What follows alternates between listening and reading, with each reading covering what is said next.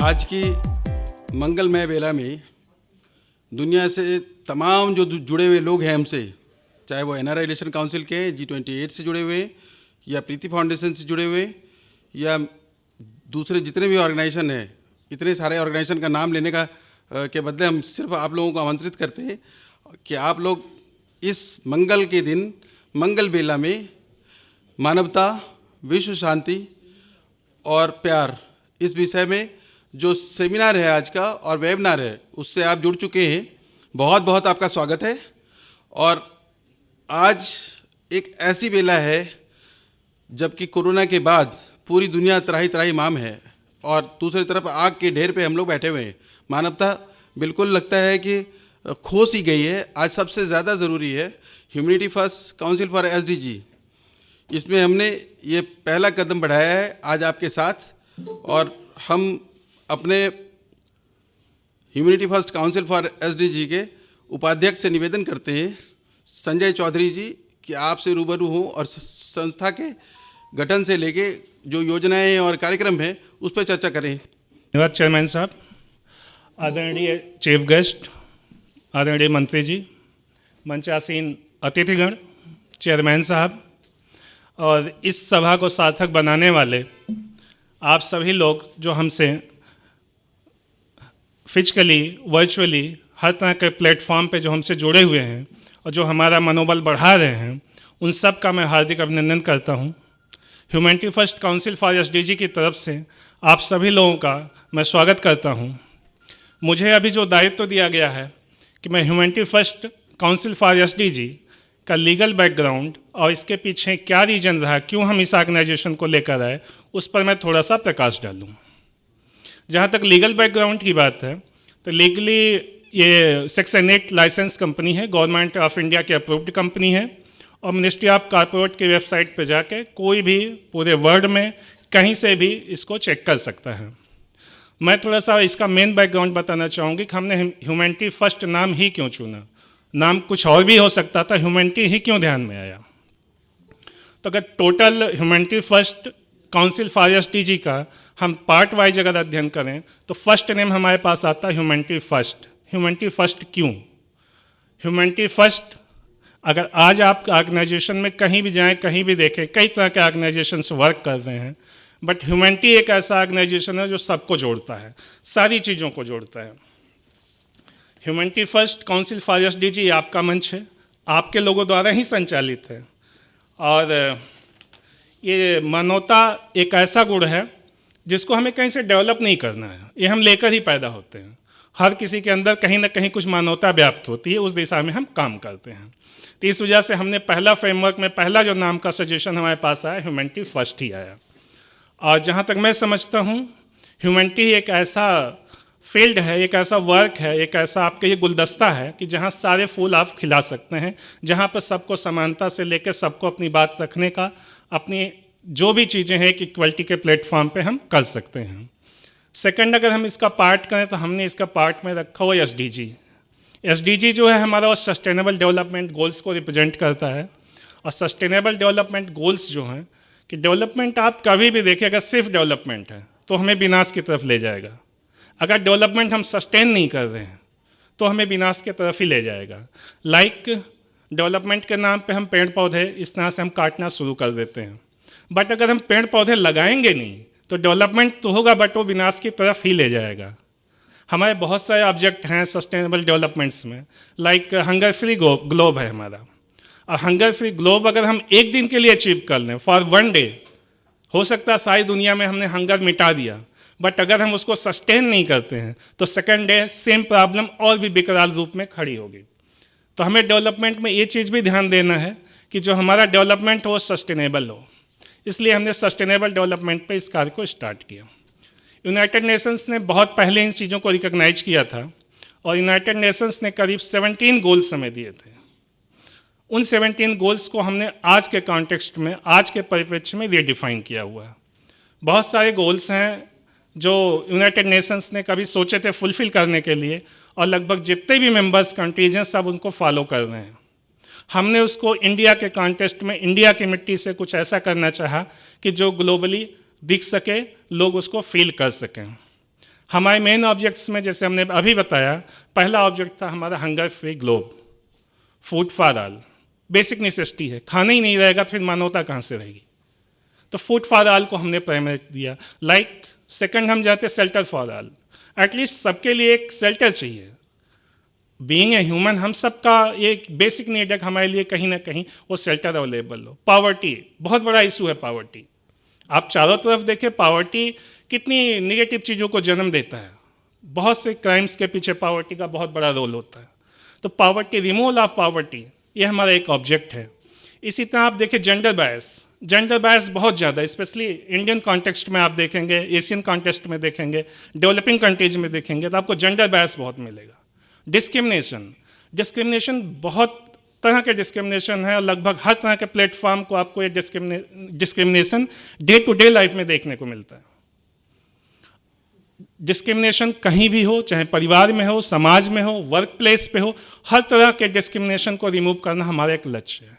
Justice हमें न्याय ही नहीं मिलता। हम बहुत कोशिश करते हैं कि हमें न्याय मिले, अगर न्याय हमें समय पे नहीं मिल रहा तो न्याय का भी रिलेवेंस कम हो जाता है। हमें न्याय भी चाहिए और समय से न्याय चाहिए। क्लीन क्लाइमेट हमारा बेसिक रिक्वायरमेंट है कि हमें क्लीन क्लाइमेट मिले। और भी इस तरह की बहुत सारी चीज़ें हैं। चाइल्ड लेबर्स हैं, हम नहीं चाहते कि वर्ल्ड में कहीं भी चाइल्ड लेबर हो। चाइल्ड लेबर रिमूवल के लिए, उसके हटाने के लिए जितने भी हो सकता है एफर्ट्स हम लोग कर रहे हैं। इस तरह की बहुत सारी ऐसी चीज़ें हैं जो सस्टेनेबल डेवलपमेंट गोल्स के अंदर आती हैं। एजुकेशन फॉर ऑल, आप देखें अभी इतना सारा डेवलपमेंट होने के बावजूद इतनी ज़्यादा हम आगे बढ़ गए, लेकिन आज भी एजुकेशन 100% नहीं है। कहाँ टेक्नोलॉजी है, हम कहाँ हैं, पृथ्वी से चाँद पे पहुँच गए, मंगल पे जा रहे हैं, कहीं भी जा रहे हैं, बट हम एजुकेशन तक नहीं प्रोवाइड कर पा रहे हैं। तो एजुकेशन फॉर ऑल सबके लिए सुलभ हो, सस्ता हो, इजली अवेलेबल हो, इस तरह का एजुकेशन का हम चाह रहे हैं। जितने भी सारे मैंने अभी आपको जितने भी गोल्स गिनाए, जितने भी गोल्स पे हमने डिस्कशन किया, आप अगर ध्यान से देखेंगे तो सारे गोल्स कहीं ना कहीं मानवता की दिशा में जाते हैं। आप किसी को खाना खिला दीजिए, रोजगार दे दीजिए, शेल्टर दे दीजिए, किसी भी प्रकार का मदद कीजिए, वो कहीं ना कहीं आपके लिए मानवता का ही कार्य है। और हम सब इसी मानवता को बढ़ाने के लिए हमने ह्यूमैनिटी फर्स्ट वर्ड चूज किया। एसटीजी तो हम फॉलो ही कर रहे हैं, सस्टेनेबल डेवलपमेंट गोल्स की तरफ तो हम हैं ही, बट इन सब चीज़ों के साथ हमने ह्यूमैनिटी फर्स्ट वर्ड को चूज किया। तीसरा वर्ड जो हमारे नाम में आया, काउंसिल। लोगों ने कहा कि काउंसिल वर्ड क्यों आया? ह्यूमैनिटी फर्स्ट ओके, एसडीजी आप फॉलो करना, इट्स ओके, काउंसिल क्यों आया? बहुत सारे लोग हैं, हम ही नहीं हैं, हम सब कहीं ना कहीं किसी फॉर्म में मानवता पे काम करते हैं। छोटा बड़ा काम कोई नहीं होता। मानवता एक छोटी चीज़ से स्टार्ट हो सकती, ज़रूरी नहीं उसके लिए कोई बहुत बड़ा काम या बहुत बड़ा प्लेटफॉर्म पे हम वर्क करें। ऐसे पूरी दुनिया के किसी भी कोने से इस प्लानेट पे कहीं भी जो भी आदमी है जो मानवता को प्रेफरेंस दे रहा है, ये उसका मंच है। इसीलिए हमने वर्ड इसमें ऐड किया, council. This is your council. आपको करना है, आपका ऑर्गेनाइजेशन है, सब कुछ आपके लिए है और आपके द्वारा ही मानवता आगे बढ़ सकती है।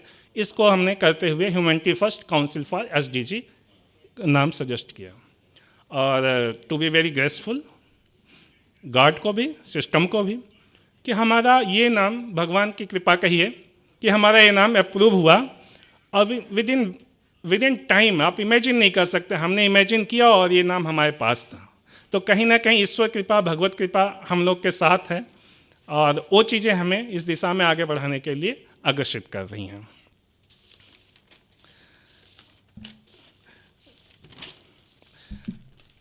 कुछ चर्चाएं ऐसी होती हैं जो मानवता के लिए मोटिवेशन का काम करती हैं। आप सभी लोगों के पास कुछ ना कुछ ऐसी कहानियां होंगी जो मानवता से रिलेटेड होंगी और कहीं ना कहीं आपके अंदर ना चाहते हुए मानवता पैदा कर देती हैं। Humanity first council for SDG इन्हीं मानवीय गुणों को जो हमें मानवता की तरफ ले जा रहे हैं, इनको हम ज़्यादा से ज़्यादा कैसे बढ़ाएं? शायद हमारी सोच, आपकी सोच धीरे धीरे मिले, किसी कार्य में कन्वर्ट हो। तो हमें उस दिशा में भी काम करना है कि एक अवेयरनेस, एक जो हम लोगों को समझा सकते हैं कि ultimately everything is okay, but सबसे आगे जो ह्यूमैनिटी है।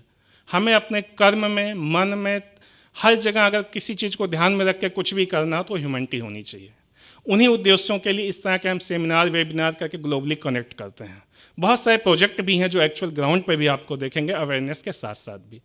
उन प्रोजेक्ट्स में भी आप सब लोग का सहयोग रहे, साथ रहे, सब आपके ही कार्यक्रम में, किसी इंडिविजुअल का, मेरा, चेयरमैन साहब, किसी का नहीं है, ये सब आप लोग का कार्यक्रम है। इन्हीं सब बातों के साथ मैं अपनी बात ख़त्म करना चाहूँगा और चेयरमैन साहब से आग्रह करूँगा कि आगे का मंच संचालन करें। चेयरमैन साहब, थैंक यू। मंच संचालन जैसा गुरुत्तरदायित्व हमारे उपाध्यक्ष संजय चौधरी जी ने हमें दिया है, मुझे लगता है कि ये एक ऐसी जिम्मेवारी है जिसमें पूरी दुनिया को आप कनेक्ट करते हो और पूरी दुनिया से लोग आपसे जुड़ते हैं।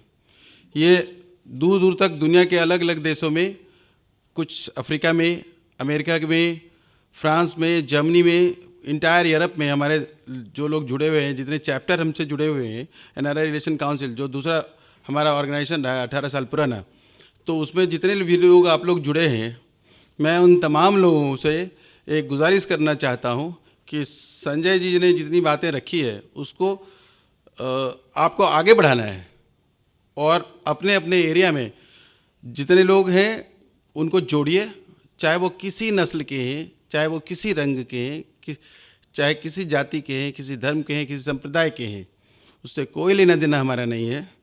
हमारा वास्ता है मानवता, विश्व शांति और प्यार। आज सबसे बड़ी ज़रूरत यही है। जैसा कि आप महसूस करते हैं, आपके इर्द गिर्द में कोरोना के बाद पूरी दुनिया बदल गई है। आज इसके पहले के जितने कार्यक्रम होते थे उसमें हम लोग हज़ारों लोगों के साथ इकट्ठे होते थे। आज दूर दूर में लोग हमें देख रहे हैं, समझ रहे हैं और हमारे साथ चल रहे हैं।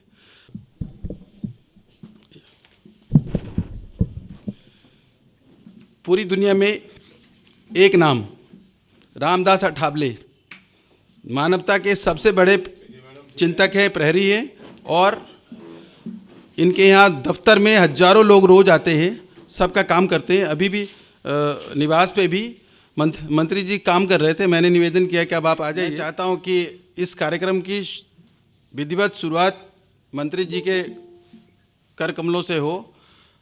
हमारे उपाध्यक्ष संजय चौधरी जी से निवेदन है कि एक जो भारतीय परंपरा के हिसाब से हम लोग स्वागत करते हैं, तो शॉल से मंत्री जी का स्वागत करें।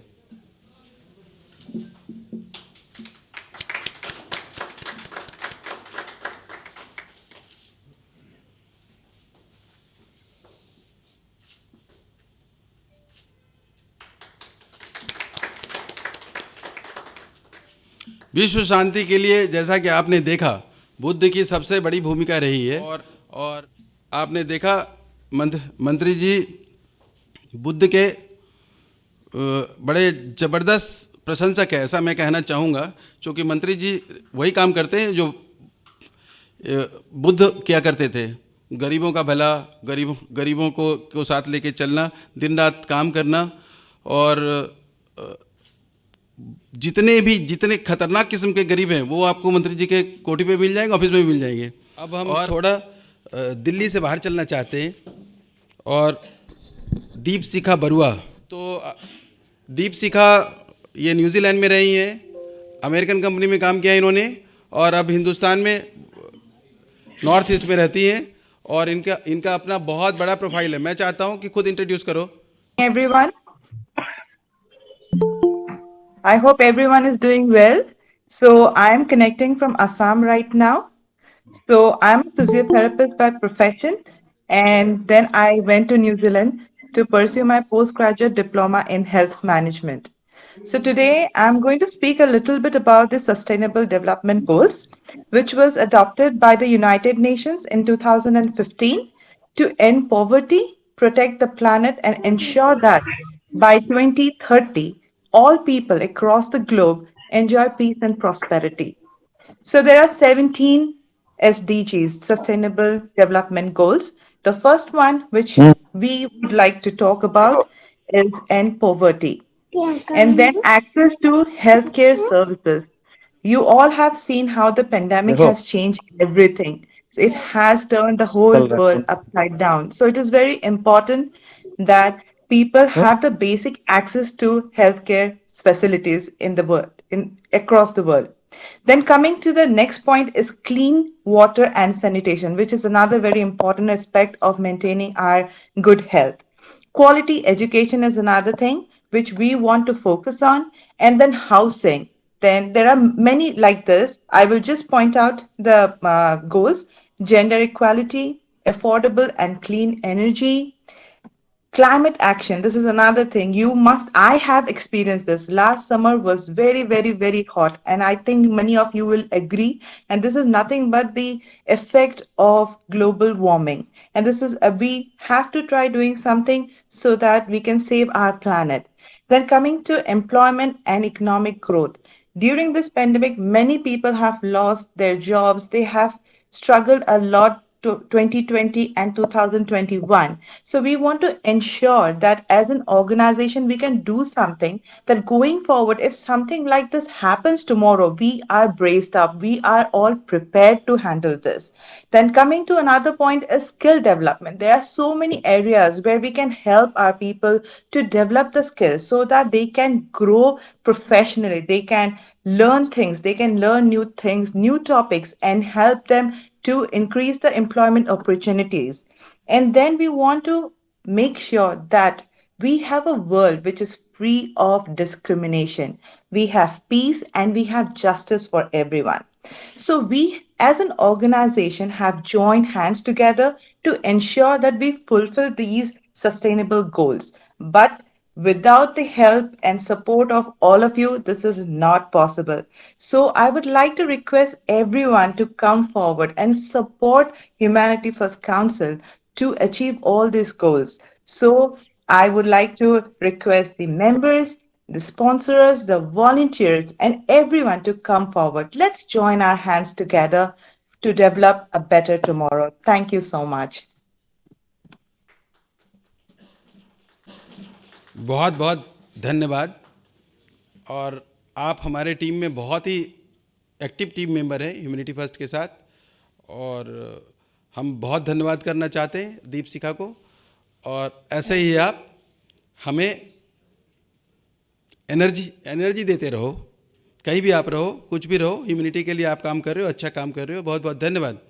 मैं एक निवेदन और करना चाहता हूँ कि हिंदुस्तान में ज़्यादातर लोग हिंदी बोलते हैं, हमारे प्रधानमंत्री जी भी हिंदी को प्रोत्साहित करते हैं, तो मैं भी चाहता हूं कि हिंदुस्तान में वो लोग जो हमें देख रहे हैं, चूँकि लगभग 10 से 15 हज़ार लोग ऐसे हो सकते हैं जिनसे मैं पर्सनली जुड़ा हुआ हूं, और वो लोग इंतज़ार में रहते हैं कब कोई प्रोग्राम हो और हम जुड़ें। तो आज उनके लिए एक अवसर है कि अपने जगह से वो जुड़ करके देख रहे हैं। तो मैं निवेदन ये करना चाहूँगा कि हिंदी को थोड़ा सा हम लोग अपना के चलें तो ज़्यादा अच्छा रहेगा। और विदेश में जो लोग बैठे हमारे लोग सुन रहे हैं, मैं उनसे भी निवेदन करूँगा कि आप हिंदुस्तान से कहीं पे भी हो, अगर आप इंडियन ओरिजिन के लोग हैं तो आपको हिंदी बोलना चाहिए और हिंदी पे भरोसा रखना चाहिए, हिंदी पे गर्व करना चाहिए, अपने हिंदुस्तानियत पे गर्व करना चाहिए। तो इन तमाम चीज़ों पे हम चर्चा जारी रखेंगे। मंत्री जी को कहीं जाना है और मंत्री जी ने समय निकाला, पार्लियामेंट सेशन भी चल रहा है और डिफरेंट मीटिंग्स भी होती हैं, उसमें इनका समय पे आना, चूँकि ये बहुत डिफ़िकल्ट टास्क होता है आज के समय में, समय पे आप कोई कार्यक्रम शुरू कर पाएँ। 6 बजे हमने सोचा था और 6 बजे हमने शुरू किया, तो आज well begin is half done. आज की शुरुआत, हमारी अच्छी शुरुआत आप भी महसूस करेंगे और हम भी महसूस कर रहे हैं।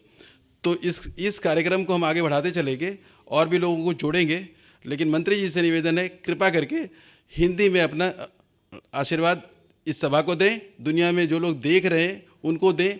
महाराष्ट्र से भी लोग, बहुत सारे लोग देख रहे हैं और पूरे देश के हर स्टेट में मैंने कोशिश किया है कि एटलीस्ट 50-100 लोग तो देख ही लें और वो लोग कनेक्टेड हैं।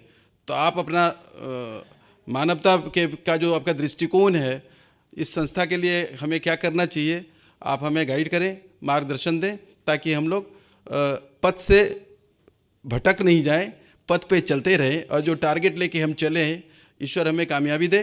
आपका आशीर्वाद चाहिए, आपका मार्गदर्शन चाहिए और बहुत सारी चीज़ें, मैं किसी प्रोजेक्ट पे इसलिए चर्चा नहीं कर रहा हूँ, बहुत सारी चीज़ें ऐसी हो रही जिसमें सामाजिक न्याय अधिकारिता मंत्रालय को हस्तक्षेप करना चाहिए। दिल्ली के अंदर बहुत सारी एडवर्सिटी ऐसी है जो हम लोग फील करते हैं, लेकिन चूंकि ये मंच नहीं है उसको शेयर करने का, हम आपसे व्यक्तिगत रूप से आपको देंगे जिस पे कि एक्शन की ज़रूरत है, बहुत ज़रूरी है। दिल्ली में भी बहुत सारी गड़बड़ियाँ, हम लोग राष्ट्रीय राजधानी में कई तरह की परेशानियाँ यहाँ चल रही है। मैं आपको मिल करके इस विषय पे अलग से बात करूँगा। मंत्री जी को मैं आमंत्रित करता हूँ एक बार फिर कि आप हमें गाइड करें। आप पहले भी आपने हमारा मार्गदर्शन किया है, जस्टिस फॉर पीपल लंच में हमने ऑफिस से किया था और पूरी की पूरी टीम हमारी अंदर आ गई थी शास्त्री भवन के अंदर। तो वो भी एक कार्यक्रम था जो उस समय का बेहतरीन कार्यक्रम था। मंत्री जी से मैं निवेदन करता हूँ कि आप अपनी बात हिंदी में हमें मार्गदर्शन दें। एक दूसरों पर हम नहीं करेंगे वार, एक दूसरों पर हम नहीं करेंगे वार, इसलिए आज का ये हो रहा है सेमिनार। जिंदगी में हम नहीं मानेंगे हार, जिंदगी में हम नहीं मानेंगे हार। ह्यूमैनिटी, पीस एंड लव के विषय पर आज यह हो रहा है वेबिनार। तो हमारे निश्लेष जी जो इस संस्था के अध्यक्ष भी है, हमारे संजय चौधरी जी वाइस प्रेसिडेंट है, आचार्य आनंद मूर्ति जी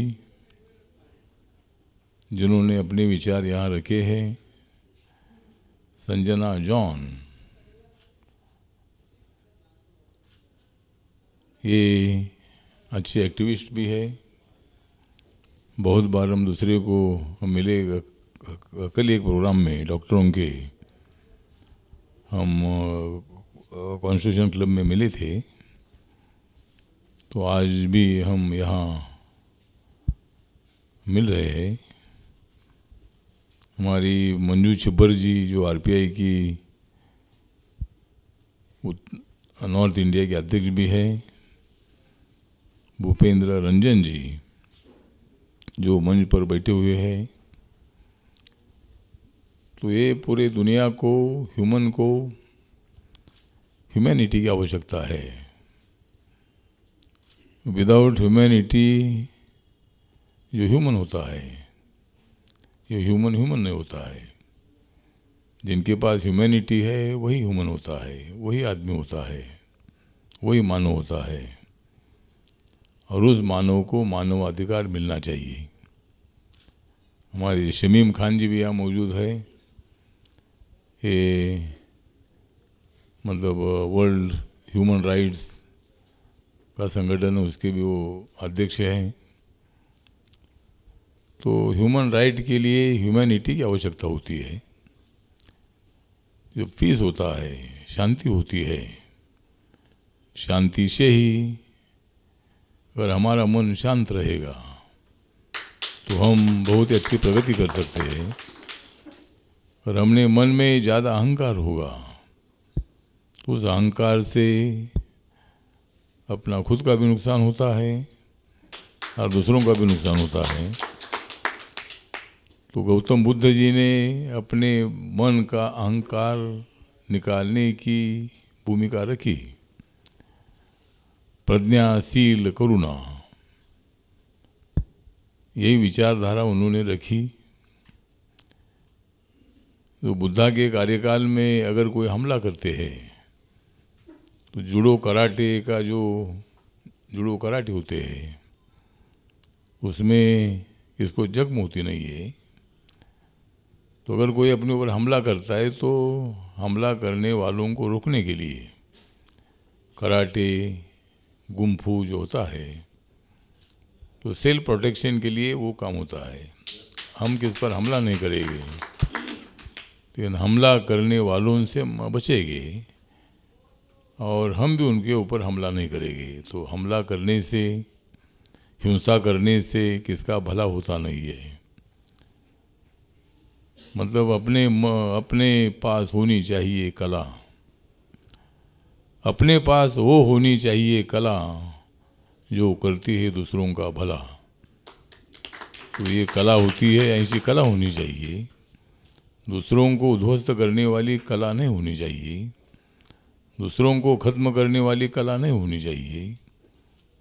और मानव ने मानव को मानव जैसा बर्ताव करना चाहिए, मानव ने मानव के साथ मानव जैसा रहना चाहिए।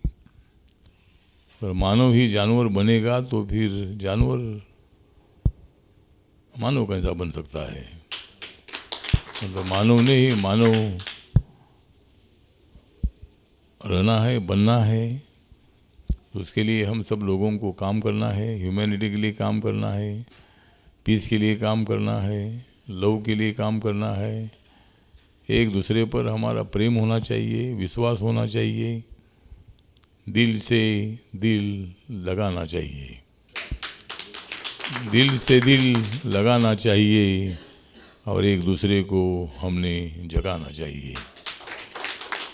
तो ये जगाने का काम भी हम सब लोगों को करना है। मानव बहुत बार नुकसान करता है, बहुत बार वो एक दूसरे पर वार करता है, जेल में जाता है, पूरी ज़िंदगी जेल में उनको रहना पड़ता है। छोटे से गुस्से में किसी का मर्डर करता है, कभी चोरी करता है। तो तुम्हें पेट है लेकिन चोरी करके पेट भरना ठीक नहीं है, काम धंधा करके पेट भरना चाहिए। और इसीलिए चोरी करके भी लोग अंदर जाते हैं। कोई लोग समर्थन करते हैं लेकिन हम नहीं समर्थन करते। हमारा कहना है कि हमारे बाबा साहब अम्बेडकर जी स्कूल के बाहर बैठकर पढ़ाई करते थे। वो ज़माना था कि वो ज़माने में बाबा साहब का जन्म 1891 में हुआ था। और बाबा साहब अम्बेडकर जी के पिताजी सूबेदार रामजी अम्बेडकर, सूबेदार रामजी सकपाल, ये उनका ओरिजिनल नाम बाबा साहब का सकपाल था। तो सकपाल था तो, लेकिन बाबा साहब अम्बेडकर जी के एक टीचर थे अम्बेडकर नाम के, वो ब्राह्मण समाज के थे। तो उन्होंने बाबा साहब को जब वो छोटे थे तब उन्होंने गौतम बुद्ध की किताब बाबा साहब को पढ़ने के लिए दी थी। और तब से छोटे उम्र में बाबा साहब अम्बेडकर जी पर बुद्ध की विचारधारा का प्रभाव था। और बाबा साहब अम्बेडकर जी स्कूल के बाहर बैठते थे। जब वो ज़माना था कि दलित समाज को, अनटचेबल समाज को, शेड्यूल कास्ट समाज को किसी को टच करने का अधिकार नहीं था, स्कूल में जाने का अधिकार नहीं था। तो डॉक्टर अंबेडकर स्कूल के बाहर बैठकर उन्होंने पढ़ाई की। मुंबई में उन्होंने एल्फिंस्टन कॉलेज में शिक्षा ली। बाद में वो कोलंबिया यूनिवर्सिटी में पढ़ाई के लिए गए। वहाँ वो एक दिन में 18 घंटा बैठकर वहाँ स्टडी करते थे। और आज हमें बहुत बड़ा अभिमान है कि बाबा साहब अम्बेडकर जी का स्टैचू कोलंबिया यूनिवर्सिटी में है। मतलब लाखों स्टूडेंट ने वहाँ शिक्षा ली है, लेकिन डॉक्टर बाबा साहब अम्बेडकर जी का ही स्टैचू वहाँ लेमन लाइब्रेरी है, जहाँ डॉक्टर बाबा साहेब 18 घंटा स्टडी करते थे। आधा पाव का टुकड़ा खाकर वो पूरा दिन गुजारते थे और अपने समाज के बारे में सोचते थे, देश के बारे में सोचते थे। उन्होंने लंदन स्कूल ऑफ इकोनॉमिक्स में भी पढ़ाई की और बाद में वो देश के संविधान के शिल्पकार बने। तो इसी तरह मतलब बाबा साहब अम्बेडकर जी शांति की विचारधारा पर विश्वास रखते थे। समाज में समानता होनी चाहिए, जाति व्यवस्था को खत्म करना चाहिए। और हिंदू धर्म में जो जाति व्यवस्था आई, 4 वर्ण जो बने थे, ब्राह्मण, क्षत्रिय, वैश्य और शूद्र, ये 4 वर्ण काम पर आधारित थे, वर्क पर आधारित थे। जो पढ़ाते थे वो टीचर होते थे, वो टीचर को ब्राह्मण बोलते थे, गांव की रक्षा करने वालों को क्षत्रिय बोलते थे, गांव में दुकान चलाने वाले को वैश्य बोलते थे और गांव की सफाई करने वालों को शूद्र बोलते थे। तो ब्राह्मण, क्षत्रिय, वैश्य और शूद्र, ये 4 वर्ण बने थे काम पर आधारित। जो जो काम करेगा वो उसका वर्ण। जन्म पर आधारित जाति व्यवस्था मूल हिंदू धर्म को अमान्य है। मतलब मूल हिंदू धर्म जो है, ये मूल हिंदू धर्म काम पर आधारित जाति वर्ण व्यवस्था को मानने वाला हिंदू धर्म था। लेकिन बाद में वो जन्म पर आधारित जाति व्यवस्था आगे आगे बनती गई, समाज में विषमता फैलती गई और अपना समाज एकता की दिशा से ना जाते हुए बिखराव समाज में पैदा हुआ। अंग्रेज़ों ने उसका फ़ायदा उठाया। अंग्रेज़ यहाँ कुछ दिन के लिए आए थे, मसाले का व्यापार करने के लिए आए थे। तो वास्को ड गामा जब वहाँ से निकले थे इंडिया आने के लिए, तो उनका जो जहाज़ है, ये जहाज़ वहाँ एक समुंदर के किनारे पर पहुंचा और वो समुंदर के किनारे पर पहुंचने के बाद उनको लगा कि इंडिया आ गया है। तो वहाँ उतरे तो वहाँ सब लोग गोरे लोग थे, वाइट लोग थे। तो उनको लगा कि इंडिया के लोग तो काले थे, तो ये गोरे कहीं से। तो फिर उनके मुंह से उद्गार निकले थे रेड इंडियंस। जो कनाडा जो है, कनाडा जहाँ जहाज उनका लगा था, तो बाद में तो यहाँ अंग्रेज़ व्यापार करने के लिए इधर आए और व्यापार करते करते यहाँ 150 साल रहे। 150 साल तक अंग्रेज़ों ने यहाँ राज किया। तो उनके खिलाफ आंदोलन भी बहुत सारा चलता रहा। लोकमान्य तिलक, महात्मा गांधी जी, सुभाष चंद्र बोस जी, ऐसे कई नेताओं के नेतृत्व में ये आंदोलन चलता रहा और आखिर 15 अगस्त 1947 को अपने देश को आज़ादी मिली। तो इसी तरह मतलब अभी हम सब लोग एक साथ रहते समाज में काफ़ी परिवर्तन भी हो चुका है। ये मैडम की जात अलग है, मेरी जात अलग है, आचार्य की जात अलग है, चौधरी की जात अलग है, मंजू छब्बर की जात अलग है और हमारे निचले जी की जात अलग है। मतलब जात अलग है लेकिन हम एक है। जात अलग जरूर है, धर्म अलग अलग जरूर है। और धर्म भी क्या है, यहाँ के लोगों का ही धर्म परिवर्तन हुआ। जब अपने एक कार्य का एक काल था कि गौतम बुद्ध के बाद 2500 साल पहले सम्राट अशोका के बाद पूरा देश बुद्धिस्ट था। जब गौतम बुद्ध ने सारनाथ में जो 5 भिक्षुओं को दीक्षा दी थी, वो 5 भिक्षु ब्राह्मण समाज के थे और उन्होंने उनको संदेशा दिया, शांति का संदेशा दिया, समानता का संदेशा दिया, प्रज्ञाशील करुणा का संदेश दिया, बहुजन हिताय बहुजन सुखाय का संदेश दिया। और फिर उसके बाद पूरे एशिया में बौद्ध धर्म जा पहुंचा था। तो एक ज़माना था, बाद में लोगों को ज़्यादा साइंटिफिक जो बुद्धिज़्म था, अंधश्रद्धा को विरोध करने वाला बुद्धिज़्म था। इसीलिए कुछ दिनों के बाद लोगों को महसूस होने लगा कि ये धर्म ठीक नहीं है। तो जब शंकराचार्य जी ने, जो तमिलनाडु से शंकराचार्य है, इन्होंने हिंदू धर्म की जब स्थापना की थी, तब उन्होंने मतलब स्थापना की थी, तो फिर पूरे देश भर में पूरा हिंदू धर्म ज़्यादा फैल गया। उसके बाद ये अंग्रेज आए, अंग्रेज 150 साल रहे। तो अंग्रेज़ों के टाइम पर यहाँ के हिंदू लोग ही क्रिश्चियन बन गए। जब मुग़ल इधर आ गए तो यहाँ के हिंदू ही मुसलमान बन गए। तो मुसलमान कोई बाहर से इधर आए नहीं है। मतलब यहाँ के जो मुस्लिम है, जो मुसलमान है, वो इधर का एक कौम है। तो इसीलिए हमने जाति धर्म के नाम पर झगड़ा नहीं करना चाहिए। जात जरूर अलग हो सकती है, धर्म जरूर अलग हो सकता है, लेकिन हम अलग नहीं है, हम एक है। ये भावना मन में रखनी चाहिए। इसके लिए ह्यूमैनिटी, पीस और लव की आवश्यकता है। और आज ये सेमिनार यहाँ हो रहा है, पूरी दुनिया भर से पार्टिसिपेंट इसमें पार्टिसिपेट हो रहे हैं और एक अच्छी बात है कि छोटा सा भी सेमिनार क्यों न हो, लेकिन इसका विषय बहुत बड़ा है और हम सब लोगों को मानव कल्याण के लिए ये दिशा देने के लिए आज का सेमिनार बहुत बड़ा उपयुक्त हो जाएगा। माननीय नरेंद्र मोदी जी के नेतृत्व में जो हम सरकार चला रहे हैं, ये सरकार भी हम मानवता की दिशा से आगे चला रहे हैं। सबका साथ, सबका विकास, सबका विश्वास की भूमिका लेकर हम आगे बढ़ रहे हैं। हम एक जातीय धर्म के लिए काम नहीं कर रहे हैं। जो योजनाएं बनती है उसका फ़ायदा सभी जातीय धर्म के लोगों को होता है। जो अभी हमने 10% आरक्षण ने दिया है, उसमें भी मतलब हिंदू हो, मुसलमान हो या कोई भी जाति का आदमी हो, उच्च वर्णियों को 10% आरक्षण शिक्षा में, नौकरियों में देने का निर्णय हुआ है।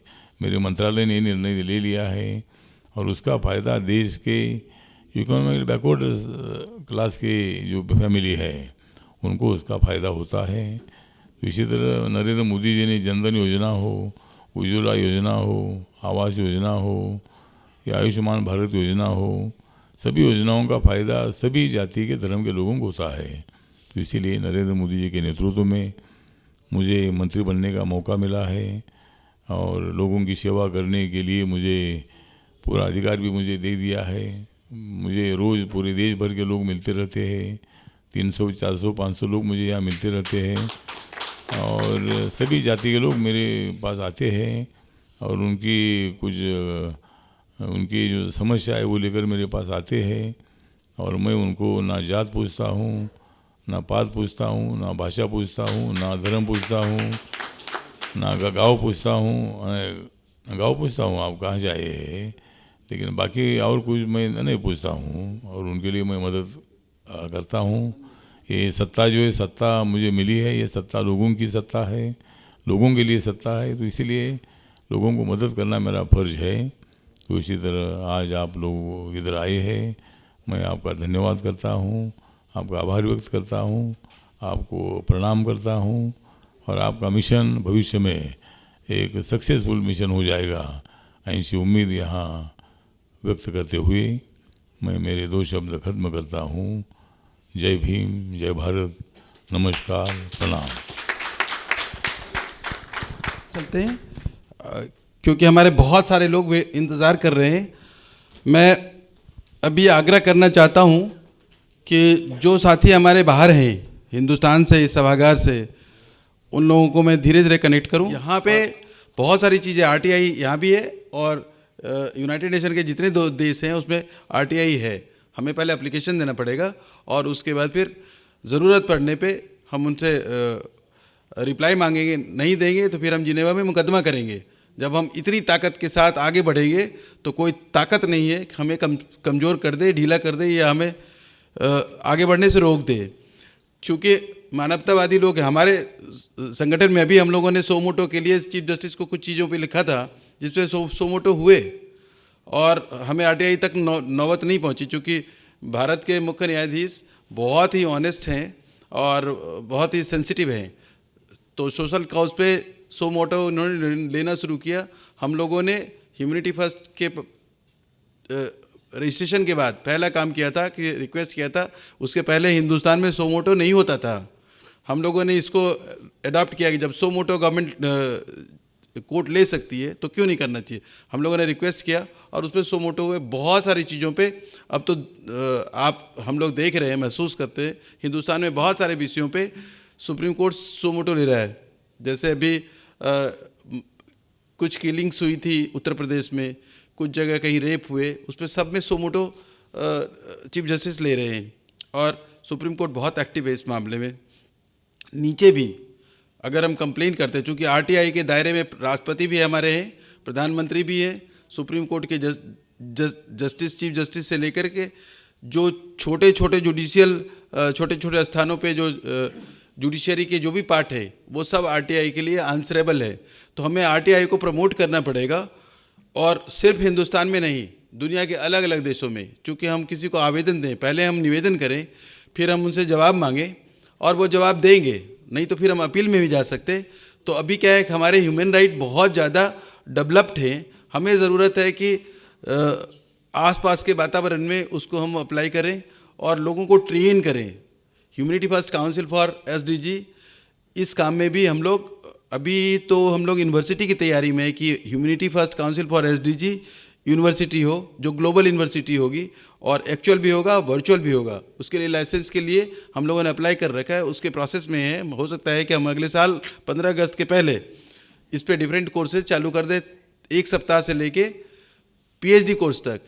और हमारे साथ दुनिया के बड़े बड़े एक्सपर्ट जुड़े हुए हैं, चूँकि एनआरआई रिलेशन काउंसिल जिसके दम पे ये संगठन आज दिख रहा है आपको, उसमें 18 सालों की तपस्या है और पूरी दुनिया की बेहतरीन टेक्नोलॉजी और बेहतरीन जो चीज़ें हैं हम हिंदुस्तान में कैसे लाएं और पूरे विश्व में कैसे उसको इम्प्लीमेंट कराएं, उस पर हमारा प्रयास है। एनआरआई रिलेशन काउंसिल में लगभग 200 चैप्टर के माध्यम से पूरी दुनिया में मौजूद हैं। 18 सालों तक हम लोगों ने सिर्फ इन चीज़ों पे ध्यान दिया, कहाँ से क्या चीज़ अच्छी हम ला सकते हैं अपने हिंदुस्तान में, और हिंदुस्तान की क्या क्या अच्छी चीज़ों को हम पूरी दुनिया में तक पहुँचा सकते हैं, उस पर हम लोग कार्यरत हैं। ह्यूमनिटी फर्स्ट हमारा गैर व्यापारिक संगठन है जो पूरी दुनिया में, जैसा कि हमारे उपाध्यक्ष संजय भाई ने बताया, इसकी कल्पना से लेके अब तक की प्रस्तुति और आगे की तैयारियां, उस पर उन्होंने विस्तार से रोशनी दी। वो विषय चूँकि उनकी उस पर ज़्यादा अच्छा वो कर सकते थे, चूँकि शुरू से रजिस्ट्रेशन के पहले से मैं बीच में कुछ दिन बीमार भी था, लेकिन उन्होंने बहुत ही अदम्य साहस का परिचय दिया और इसको आज हम उस पर चर्चा कर रहे हैं। Humanity first council for SDG हम लोग आरटीआई भी करेंगे, डिफरेंट मुद्दे पे अलग अलग गवर्नमेंट को लिखेंगे, फिर आरटीआई करेंगे और फिर ज़रूरत पड़ने पे हम लोग सो मोटो भी डालेंगे और मुकदमा भी करेंगे। हिंदुस्तान के मुद्दों को हम जिनेवा तक लड़ाई लड़ेंगे और जीतेंगे, क्योंकि जीत हमेशा सत्य की होती है। हमारे साथ मैं आपको आश्वस्त करता हूँ कि जितने लोग हैं सारे सच बोलने वाले लोगों की टीम है और मानवतावादी लोगों की टीम है। और अभी हम आप लोगों से, जो लोग हमें सुन रहे हैं, उनसे एक निवेदन और मैं करना चाहता हूं कि humanity first council for SDG आपका संगठन है। आप आसपास चैप्टर बनाना चाहें तो भी हमें जोड़िए, हमसे संपर्क करिए और हमारे टीम से संपर्क करिए। और दुनिया में जहाँ जहाँ भी एनआरआई रिलेशन काउंसिल के चैप्टर है हमारे, वो तो हमारे साथ स्वतः रूप से जुड़े हुए हैं। Humanity first council for SDG के लिए कृत संकल्प है, क्योंकि सारे अच्छे लोग ही हैं। 18 साल में एक एक आदमी को चुन के हमने जोड़ा है अपने संगठन से, और उसका असर ये है कि पूरी दुनिया में आज हम लोग टेक्नोलॉजीज और हिंदुस्तान की बेहतरीन चीज़, चाहे वो ट्रेडिशनल थेरेपी हो, अल्टरनेटिव थेरेपी हो, सप्लीमेंट्री थेरेपी हो, और हिंदुस्तान में जितनी भी थेरेपी थी, जितनी भी चीज़ें थी हमारी, उसको दूसरे थेरेपीज़ ने डिस्टर्ब किया, क्योंकि ये ऐसी थी जिसमें कि अंग्रेजियत नहीं थी। तो एक बहुत बड़ा मार्केट हिंदुस्तान का अंग्रेजी के माध्यम से कैप्चर किया गया, जो आज बढ़ के 3 से 6 लाख करोड़ का सालाना व्यापार है। लेकिन उसमें कोई इलाज नहीं है। इलाज के लिए हमें ट्रेडिशनल थेरेपीज़ पे, दादी नानी के नुस्खों से हम ठीक होते हैं। मेरा तो 30 साल का अपना अनुभव है कि मैंने आज तक दिल्ली जैसे पोल्यूटेड, मोस्ट पोल्यूटेड सिटी में रह कर के भी 30 साल में हमने कोई गोली नहीं खाई। बीमार नहीं हुआ, ऐसी बात नहीं है। चिकनगुनिया हुआ, डेंगू हुआ, और भी कई तरह के वायरल हुए, लेकिन हमें दादी नानी के नुस्खों पे और अपने होम प्रोडक्ट पे भरोसा था और हम ठीक हुए। अभी कोविड के पीरियड में भी काफ़ी बीमार था मैं, अगर मैं हॉस्पिटल जाता तो आज आपके बीच बोल नहीं रहा होता। ये जीवन समर्पित है उन लोगों के नाम से, उस थेरेपी के नाम से, उन तमाम आत्माओं के नाम से जिन्होंने हमें पूरी तरह मन से, तन से, आत्मा से, जो लोग जुड़े हुए हमसे, वही लोग ह्यूमनिटी फर्स्ट के स्वतः स्वाभाविक मेंबर हैं। मैं आपसे आग्रह करना चाहता हूँ, अगर आप आसपास में दुनिया में कहीं भी अगर आप चैप्टर करना चाहते तो भी हमसे जुड़िए और मेंबरशिप भी आप लीजिए, जो कि किसी भी संगठन को चलाने के लिए एक प्रक्रिया होती है। अभी हम लोग किसी बड़े बिजनेसमैन से पैसा लेना नहीं चाहते। हम चाहते हैं गरीबों के लिए अगर हम काम कर रहे हैं, ऐसे लोगों के लिए, वंचित वर्ग को अगर हमें अपग्रेड करना है, तो हमें किसी बाद में नहीं फंसना है, किसी घटक में नहीं फंसना है, किसी पर पॉलिटिकल एम्बिशन में नहीं फंसना, वो सिर्फ मानवतावादी दृष्टिकोण के साथ हम लोग काम कर रहे हैं। तो हमें आपसे आर्थिक सहयोग की भी ज़रूरत है। आप खुल करके और अर्थ के अलावा कई कई तरह के सहयोग हो सकते हैं। जैसे आप अपने घर में 5 परिवार हो, 5 बच्चों को पढ़ाइए, ये भी बहुत बड़ा सहयोग है मानवता का। अगर आप प्रोफेशनल हो, उनको अपने हुनर का दान दीजिए। अन्नदान, हुनरदान, रक्तदान, ये सबसे बड़ा दान है। उसके बाद अर्थ का दान आता है।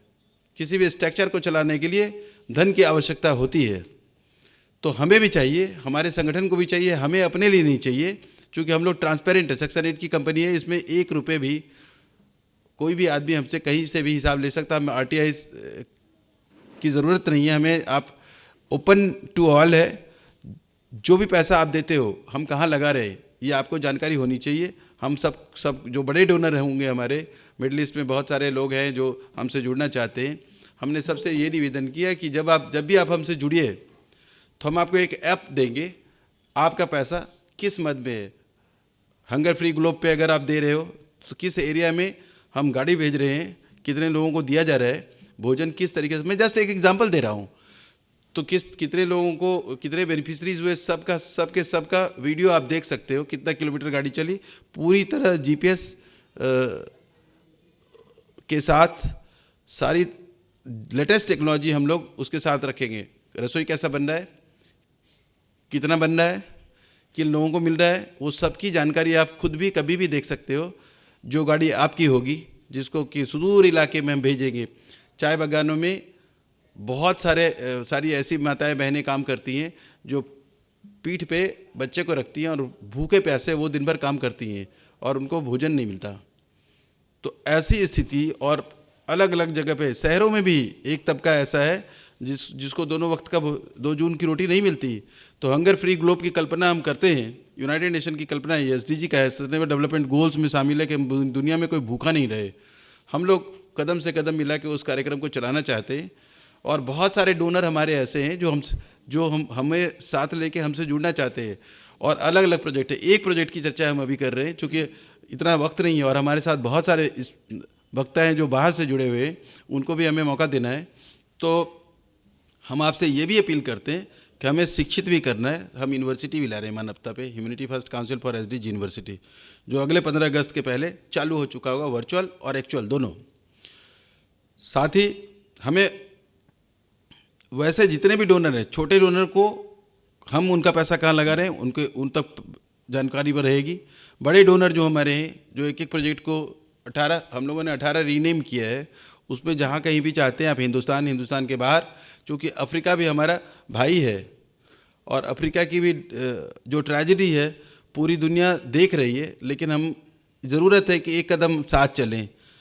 जैसे अपने लेवल पे SDG हम अपने घर से अब व्यक्ति के रूप में शुरू कर सकते हैं। हम भोजन करते हैं, किसी एक व्यक्ति को हम साथ में भोजन करा लें, वो बड़ा सा काम करेगा। इसी तरीके से कारवा बनता जाएगा। हुनर का दान हम करें, और कई तरह से अगर हम प्रोफेशनल्स हैं तो कुछ ऐसे लोगों को भी हमें अडॉप्ट करना चाहिए जो लोग पढ़ नहीं सकते, उनको हम पढ़ाएँ, उन अपने हुनर से उनको जोड़ें। और धीरे धीरे इस तरह के दान की भी बहुत आवश्यकता है समाज को आगे ले जाने के लिए। और मानवतावादी दृष्टिकोण यही है कि जिस फील्ड में भी हम हैं, down line, second line, third line के लिए हमें संघर्ष करना होगा और उन तक पहुंचना होगा, तभी पूरी दुनिया में बदलाव का सिलसिला जारी रहेगा। तो अब ये इतना बड़ा प्लेटफॉर्म 18-20 सालों में NRI रिलेशन काउंसिल का है कि पूरी दुनिया आपके साथ है। सब कुछ जो मर्जी कर लो, कहीं कोई दिक्कत है। अच्छे लोग सच्चे दिल से आपके साथ जुड़े हुए। मैं आपको यकीन दिलाना चाहता हूँ कि आप जितना जल्दी हो सके, आज के बाद कभी भी जब आप हमें याद करेंगे, हम आपके पास होंगे। हम लोग बैठ कर के पूरी टीम के साथ गहन चिंतन मनन के बाद काम की शुरुआत करते हैं, क्योंकि ये वक्त शुरुआत का है। बहुत कुछ कोरोना ने बदल दिया जीवन को। बहुत लोगों के पास बहुत तरह की ज़रूरतें हैं जिनको कि हम पूरा कर सकते हैं, और हम लोग सक्षम लोग हैं पूरी तरह। चूँकि 2022 आने के करीब है, इसमें हम लोगों को, हिंदुस्तान को और पूरी दुनिया को बहुत कुछ देना है मिलजुल करके। देश की संभावनाएं बहुत है, मानव की संभावनाएं बहुत है, सभ्यता बचाने की सबसे ज़्यादा ज़रूरत है, बेरोजगारी बहुत ज़्यादा बढ़ गई है, उसको कोई सरकार नौकरी नहीं दे सकती, नौकरी से नहीं काम चलेगा, किसानों को अपग्रेड करना पड़ेगा और उनको दलालों से मुक्त करना पड़ेगा। मैं आप तमाम लोगों का ध्यान आकृष्ट करना चाहता हूँ, अच्छे उत्पाद का दुनिया के बाज़ार में पहुँचने में कहीं कोई दिक्कत नहीं, दुनिया हमारी ओर देख रही है, हम अच्छी चीज़ आप दो और किसानों को डायरेक्ट प्रॉफिट शेयर होल्डर बनाओ।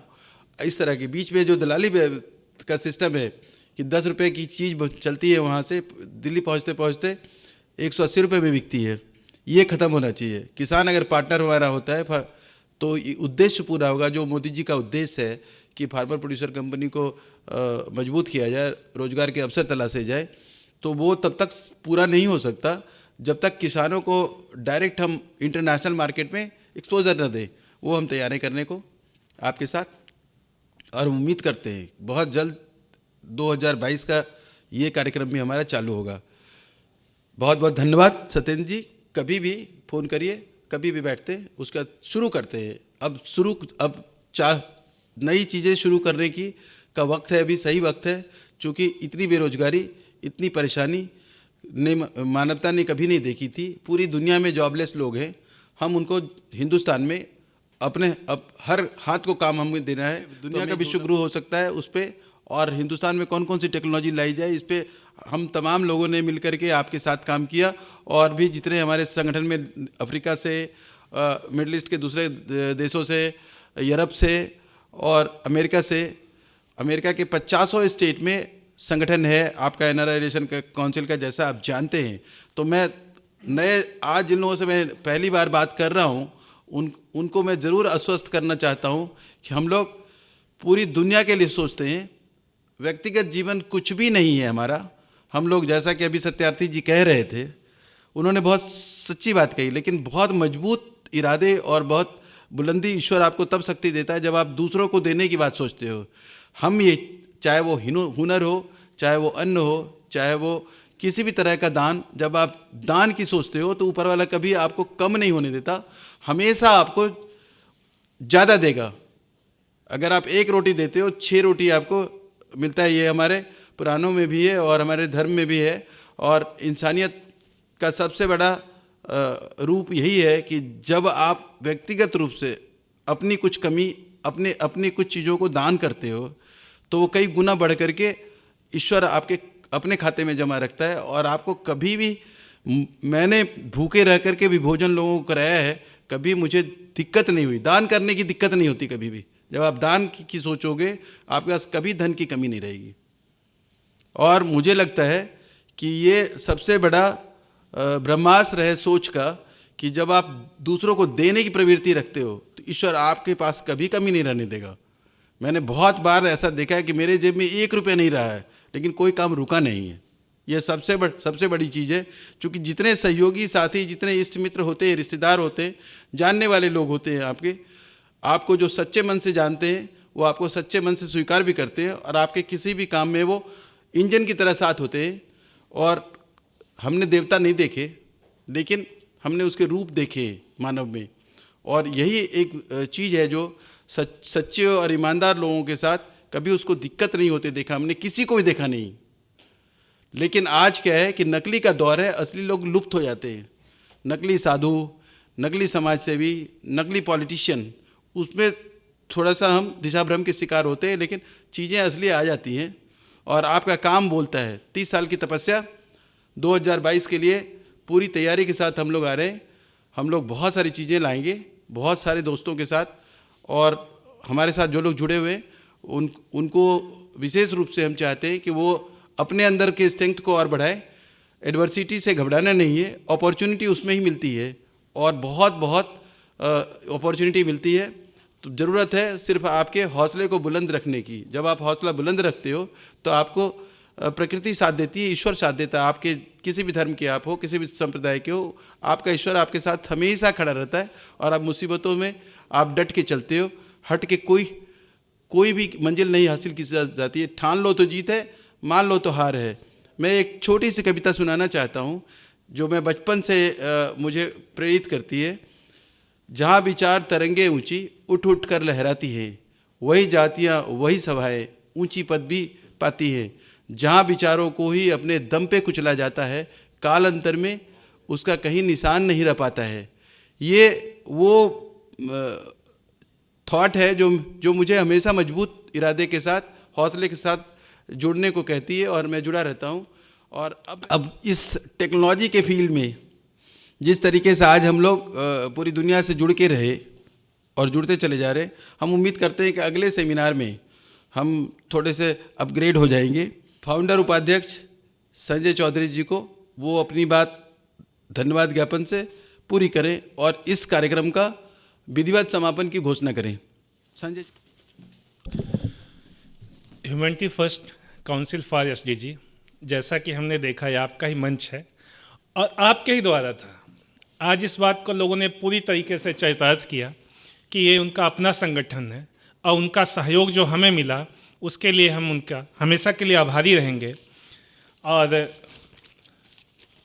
वोट ऑफ थैंक्स के लिए मुझे बोला गया है, तो सबसे पहले तो मैं यहाँ उपस्थित इस कार्यक्रम को सक्सेसफुल बनाने में जितने भी लोग कहीं से भी हमसे जुड़े रहे, किसी भी फॉर्म में जुड़े रहे, कुछ लोग बैकग्राउंड में थे, कुछ लोग फ्रंट लेवल पे थे, तो सबका मैं कहीं ना कहीं अपने ऑर्गेनाइजेशन की तरफ से सबको मैं शुक्रिया बोलता हूँ और सबके प्रति मैं आभार व्यक्त करता हूँ।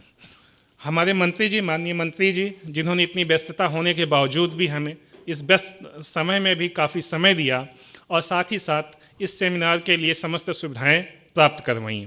उनके स्टाफगण जिन्होंने हमें हर तरह का सहयोग प्रदान किया, और हमारे गेस्ट, हमारे स्पीकर्स जिन्होंने अपने अपने व्यूज रखकर इस कार्यक्रम की सार्थकता को बढ़ाया। इसके अलावा बहुत सारे हमारे मोटिवेटर्स हैं जो हमें मोटिवेट करते रहे इन सब चीज़ों पे चलने के लिए, हमेशा हमारे साथ खड़े रहे, उन सब का भी मैं धन्यवाद करता हूँ। हमारे चेयरमैन साहब का मैं सब क्या कहें उनके बारे में, ये उनकी एक सोच थी जिसको उन्होंने आज धरातल पे उतार दिया। समस्त विपदाएं, व्यवधान सब कुछ होने के बावजूद आज इस कार्यक्रम का पूरा श्रेय उन्हीं को जाता है। इसके अलावा कुछ चीज़ें ऐसी लाइफ में होती हैं जिसको हम एक्सप्लेन नहीं कर सकते, कुछ ऐसी शक्तियाँ होती हैं जो हमारे साथ काम करती हैं।